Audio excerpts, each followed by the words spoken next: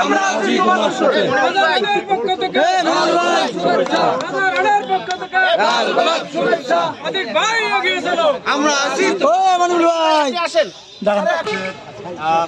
উদ্বোধনের প্রধান অতিথি এনসিপির কেন্দ্রীয় এনসিপির কেন্দ্রীয় সদস্য সচিব জনাব মোহাম্মদ আক্তার হোসেন ভাই, এবং পাশাপাশি আছেন এনসিপির কেন্দ্রীয় যুগ্ম আহ্বায়ক জনাব মোহাম্মদ আতিক মুজাহিদ ভাই।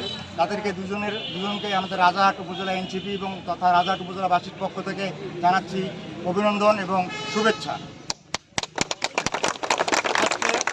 হাজারো ব্যস্ততার মধ্যেও তারা আজকে আমাদের মাঝে এসেছেন, আমাদের ক্ষুদ্র একটা রাজারহাট জায়গায় এসেছেন এবং তারা আজকে সময় দিয়েছেন, এজন্য কৃতজ্ঞতা প্রকাশ করছি।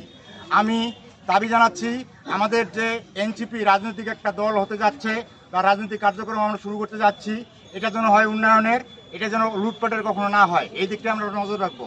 আপনারা জানেন যে আমাদের কুড়িগ্রাম জেলা বাংলাদেশের মধ্যে 62 বা 63তম একটা দরিদ্রতম এলাকা।